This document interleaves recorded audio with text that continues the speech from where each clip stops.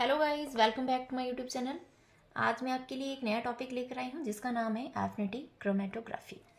आज की वीडियो में हम बात करेंगे कि एफिनिटी क्रोमेटोग्राफी क्या होती है, मतलब इसको किस तरह से परफॉर्म करते हैं और इसकी डिस्कवरी किसने की, इसका प्रिंसिपल क्या होता है और इसके अंदर कौन कौन से कंपोनेंट्स आते हैं और इसके क्या एप्लीकेशंस होती हैं, मतलब कहाँ पे हम इसको यूज़ कर सकते हैं। और लास्ट में हम डिस्कस करेंगे कि एफिनिटी क्रोमेटोग्राफी की कौन कौन सी एडवांटेजेस हैं और कौन कौन सी डिसएडवांटेजेस है। तो वीडियो को लास्ट तक जरूर देखना। अभी हम बात कर लेते हैं कि एफिनिटी क्रोमेटोग्राफी क्या है। आपको पता है कि क्रोमेटोग्राफी क्या है। एक सिंपल क्रोमेटोग्राफी जो है एक ऐसा मेथड है जिसकी हेल्प से हम किसी भी मिक्सचर के अंदर जो कंपोनेंट्स होते हैं उनको सेपरेट कर सकते हैं। अगर हमने उन कंपोनेंट्स को साइज के बेसिस पे सेपरेट करना होता है तो हम यूज़ करेंगे साइज एक्सक्लूजन क्रोमेटोग्राफी। और अगर हमने उन कंपोनेंट्स को उसके चार्ज के बेसिस पे सेपरेट करना होता है तो हम यूज़ करते हैं आयन एक्सचेंज क्रोमेटोग्राफी।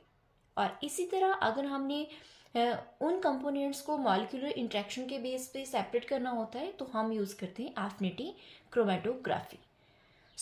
ये सारी जो क्रोमेटोग्राफी की वीडियोस हैं ये मैंने अपने चैनल पे अपलोड कर रखी है। अगर आपने वो वीडियोस नहीं देखी तो आप मेरे चैनल पर जाकर देख सकती हैं। आज की वीडियो में हम बात करेंगे एफिनिटी क्रोमेटोग्राफी के बारे में। एफिनिटी क्रोमेटोग्राफी क्या है? ये एक बायोफिजिकल टेक्निक है। अब आप सोचेंगे कि बायोफिजिकल टेक्निक का क्या मतलब है। बायोफिजिकल का मतलब होता है कि जब भी हम किसी बायोलॉजिकल सिस्टम में फिजिक्स की थ्योरीज को या फिर फिजिक्स के मेथड्स को यूज़ करते हैं तो उसको हम बोलते हैं बायोफिजिकल। एफिनिटी क्रोमेटोग्राफी एक बायोफिजिकल टेक्निक है जिसको यूज़ किया जाता है किसी भी कंपोनेंट के सेपरेशन के लिए, आइडेंटिफिकेशन के लिए एंड प्योरिफिकेशन के लिए। ठीक है, हम तो इन कंपोनेंट्स को सेपरेट क्यों करते हैं, आइडेंटिफाई क्यों करते हैं या फिर प्योरीफाई क्यों करते हैं? क्योंकि अगर हमें किसी कंपोनेंट्स की क्वांटिटेटिव एनालिसिस करनी या फिर क्वालिटेटिव एनालिसिस करनी तो हमें उनको सेपरेट करना पड़ेगा। अब क्वालिटेटिव एनालिसिस का मतलब है कि हमारे पास कोई एक कंपोनेंट है, उसको हमने किसी बहुत सारे कंपोनेंट्स के साथ मिक्स कर दिया, मतलब एक सॉल्यूशन में डाल दिया। ठीक है, एक मिक्सचर है हमारे पास। अब हमने उसमें से एक कंपोनेंट को सेपरेट करना है और उसकी क्वालिटेटिव एनालिसिस करनी है। ठीक है, तो क्वालिटेटिव एनालिसिस का मतलब है कि वो कंपोनेंट जो है वो प्योर फॉर्म में है, मतलब उसकी क्वालिटी अच्छी है, ये चेक करने के लिए हम क्वालिटेटिव एनालिसिस परफॉर्म करते हैं। और क्वांटिटेटिव एनालिसिस क्या होता है कि अगर हमने उस कंपोनेंट को सेपरेट करना है और उसकी क्वांटिटी को जांचना है, मतलब उसकी क्वांटिटी का मतलब है कि वो कितने अमाउंट में प्रेजेंट है, तो हम करेंगे क्वांटिटेटिव एनालिसिस। जो एफिनिटी क्रोमेटोग्राफी है ये एक बायोफिजिकल टेक्निक है जिसको यूज़ किया जाता है separation, identification and purification of components के लिए for qualitative and quantitative analysis. मतलब इन कंपोनेंट्स को हम सेपरेट करते हैं इनकी क्वालिटेटिव या फिर क्वांटिटेटिव एनालिसिस के लिए। अब हम बात करते हैं कि जो एफिनिटी क्रोमेटोग्राफी है ये बेस्ड होती है रिवर्सिबल बायोलॉजिकल इंटरेक्शन के ऊपर या फिर मॉलिक्यूलर रिकॉग्निशन के ऊपर। अब रिवर्सिबल बायोलॉजिकल इंटरेक्शन क्या होती है कि जब जो हमारे पास मॉलिक्यूल ऑफ इंटरेस्ट है वो स्टेशनरी फेज के साथ मॉलिक्यूलर इंटरेक्शन शो करेगा, मतलब वो उसके साथ इंटरेक्ट होगा और बाद में जब हमने उसको प्योरीफाई करना है, उसको सेपरेट करना है लास्ट में, तो वो डिटैच भी हो सकता है, मतलब वो उसके साथ इंटरेक्ट भी हो सकता है और लास्ट में हम उसको उसके एनवायरमेंटल कंडीशन को चेंज करके उसको वहाँ से डिटैच भी करवा सकते हैं। ठीक है, इसको बोलते हैं रिवर्सिबल बायोलॉजिकल इंटरेक्शन। और मॉलिक्यूलर रिकॉग्निशन क्या होता है कि जो हमारे पास स्टेशनरी फेज है उसमें हम ऐसा लाइगेंड चूज करते हैं जो एक पर्टिकुलर मॉलिक्यूल को ही रिकॉग्नाइज करता है या फिर पर्टिकुलर मॉलिक्यूल उसको रिकॉग्नाइज करता है। ठीक है, तो उसको बोलते हैं मॉलिक्यूलर रिकॉग्निशन। इसको एग्जांपल की हेल्प से समझते हैं, जैसे कि एंजाइम इनहिबिटर या फिर एंजाइम सबस्ट्रेट कॉम्प्लेक्स और एंटीजन एंटीबॉडी कॉम्प्लेक्स या फिर रिसेप्टर लाइगेंड कॉम्प्लेक्स और protein and nucleic acid complex. अब इसमें अगर आपने एंजाइम सबस्ट्रेट कॉम्प्लेक्स के बारे में पढ़ रखा है तो इसमें एक मैकेनिज्म आता है एंजाइम एक्शन के, उसमें एक मॉडल आता है लॉक एंड के मैकेनिज्म। उसमें क्या होता है कि जो एंजाइम होता है उसके ऊपर एक जो एक्टिव साइट होती है एंजाइम की, उसकी कुछ इस तरह की शेप होती है कि जो सबस्ट्रेट उसके साथ बाइंड करेगा उसकी शेप और एंजाइम की एक्टिव साइट की शेप जो होती है वो एक दूसरे के कम्प्लीमेंट्री होती है। जैसे कि मान लीजिए ये है हमारा एंजाइम, ठीक है, ये एंजाइम है, ये एंजाइम की एक्टिव साइट है। अब जिस सबस्ट्रेट की शेप इस तरह की होगी वही इसके साथ बाइंड करेगा। जैसे कि ये हमारा सबस्ट्रेट है, ये इस तरह का है, अब ये आएगा और ये इसके साथ बाइंड करेगा, तभी ये एंजाइम जो है वो एक्टिव होगा। तो जो इसकी जो एक्टिव साइट है और जो ये सबस्ट्रेट है, इन दोनों का जो शेप है वो एक दूसरे के कम्प्लीमेंट्री है। जैसे कि एक लॉक एंड की होता है, अब जो लॉक होता है उसकी एक स्पेसिफिक की होती है, उसकी हेल्प से ही वो ओपन होता है, हर कोई की उसमें फिट नहीं बैठती है। तो इसी तरह जो ये एफिनिटी क्रोमेटोग्राफी है ये वर्क करती है, क्योंकि इसके बीच में जो मॉलिक्यूलर इंट्रैक्शन होती है वो भी कुछ इसी तरह से काम करती है। अब जब हम एंटीजन एंटीबॉडी कॉम्प्लेक्स, आपको पता है कि जो एंटीबॉडी होती है वो स्पेसिफिक होती है पर्टिकुलर एंटीजन के लिए। अब अगर हमने किसी एंटीजन को सेपरेट करना है तो उसके लिए हम जो एंटीबॉडी यूज़ करेंगे वो इसके लिए स्पेसिफिक होनी चाहिए, ठीक है। और इसी प्रकार रिसेप्टर और लाइगेंड होता है, जो रिसेप्टर होता है उसके ऊपर लाइगेंड बाइंडिंग जो साइट होती है वो इसके कम्प्लीमेंट्री होती है, तभी ये इसके साथ बाइंड कर पाएगा। सो अब हम बात करते हैं कि जो एफिनिटी क्रोमेटोग्राफी इसको किसने डिस्कवर किया। एफिनिटी क्रोमेटोग्राफी को फर्स्ट टाइम डिस्कवर किया था पेड्रो क्यूट्रेसिस और मायर विल्चेक ने। इन्होंने क्या किया, इन्होंने एफिनिटी क्रोमेटोग्राफी को यूज़ किया किसी एक एंजाइम की सेपरेशन के लिए, ठीक है। मतलब एक एंजाइम था, उसको सेपरेट करने के लिए इन्होंने इस टेक्निक को यूज़ किया और इसको नाम दिया एफिनिटी क्रोमेटोग्राफी। अब हम देख लेते हैं कि जो एफिनिटी क्रोमेटोग्राफी इसका क्या प्रिंसिपल है, ये किस प्रिंसिपल के ऊपर काम करती है।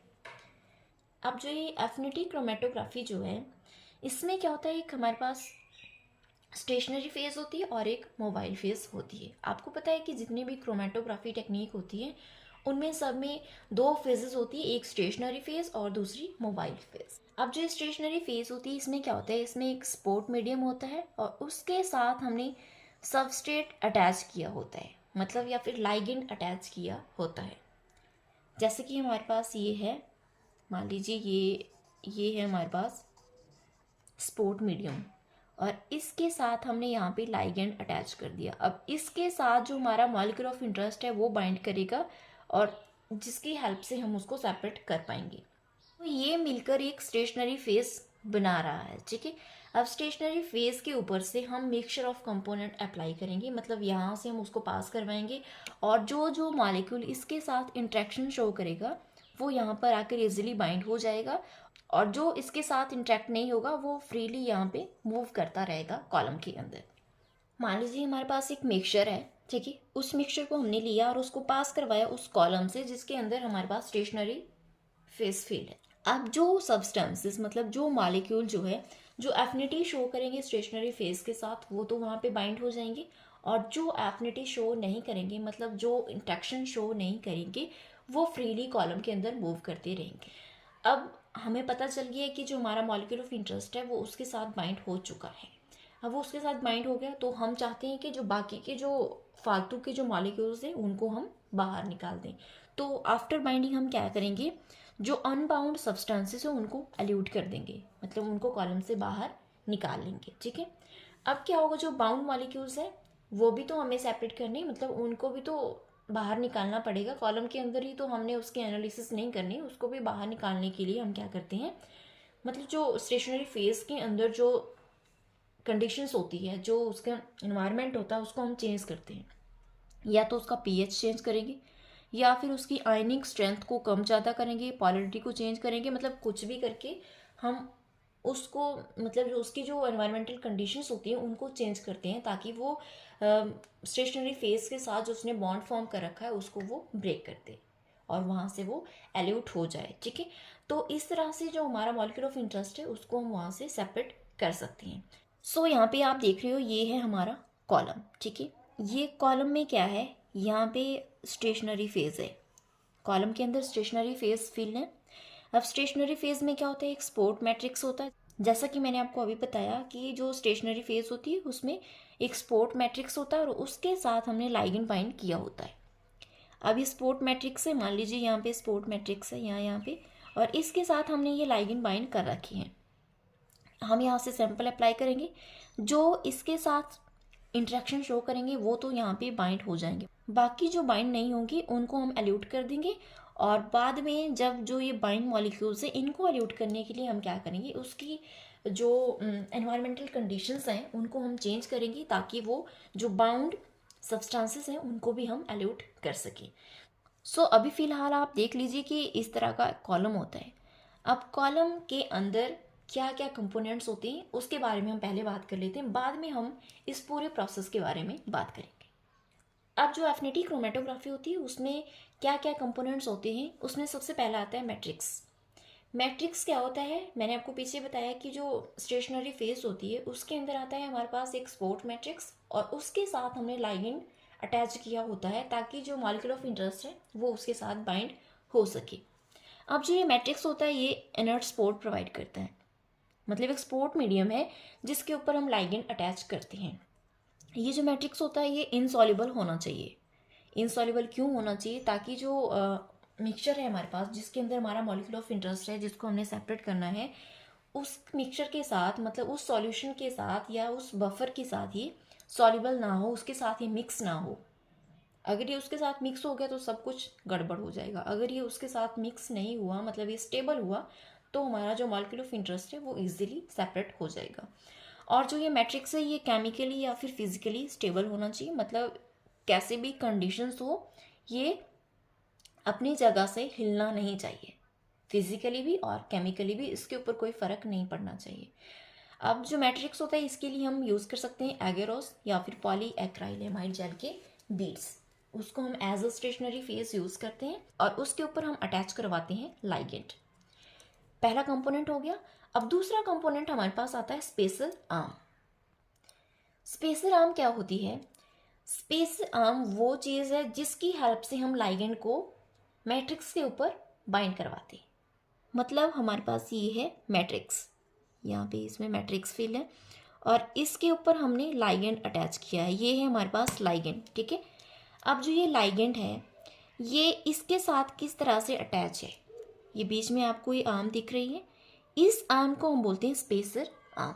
अब इसको स्पेसर आर्म क्यों बोलते हैं, क्योंकि ये जो हमारे पास जो मैट्रिक्स है, मैट्रिक्स के साथ जब हम लाइगेंड अटैच करते हैं तो ये उसको मैट्रिक्स के साथ तो अटैच करती है लेकिन उसको थोड़ा सा डिस्टेंस प्रोवाइड करती है, मतलब थोड़ा सा स्पेस देती है, ताकि जो हमारा मॉलिक्यूल ऑफ इंटरेस्ट है उसके लिए वो इजीली एक्सेसिबल हो, मतलब उसको वो फटाफट से मिल जाए और यहाँ पे वो आकर अटैच हो जाए, ठीक है। ये काम है स्पेसर आर्म का। अब नेक्स्ट हमारा कंपोनेंट आता है लाइगेंड। अब लाइगेंड के ऊपर आकर हमारा जो मॉलिक्यूल ऑफ इंटरेस्ट है वो बाइंड होगा।